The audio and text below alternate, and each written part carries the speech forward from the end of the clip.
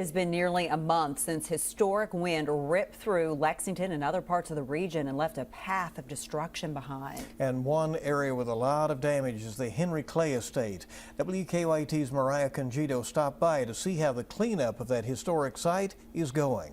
The executive director here tells me though they've gotten a lot done, it's still been a fairly slow cleanup process.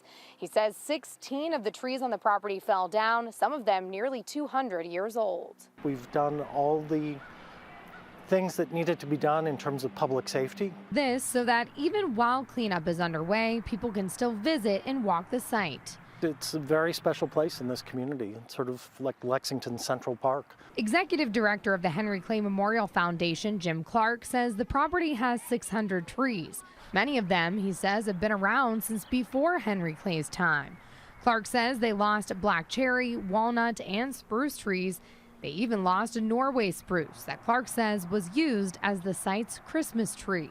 It'll take about a year for us to get through all of this in terms of removing everything and then replanting. When the time comes to replant, Clark says they'll follow the property's master plan. We want to keep the property, the shape of the property and its layout the same as how Henry designed it.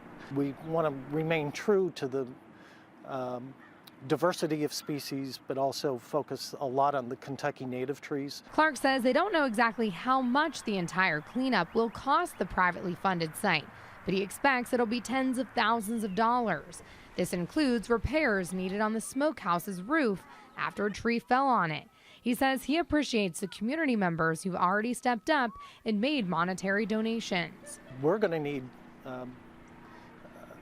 all the generosity that we can get. The Henry Clay estate was far from the only area to see damage, though.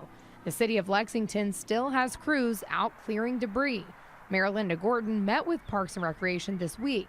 In a tweet, she said, "There is still work to be done, and I know our Lexington Parks and Recreation team will continue to clear fallen trees." She goes on to thank all city employees who've helped in the weeks after the storm. Clark says some of the debris left on the property will be chipped up and some will be upcycled. He says they're looking for woodworkers to turn the timber into things like benches, tables, and bowls. At the Henry Clay Estate, Mariah Congito, WKYT. And if you're interested in making a donation that will go toward the cleanup costs, you can find a link to the estate's website on WKYT.com, or you can just stop by and give your donation in person.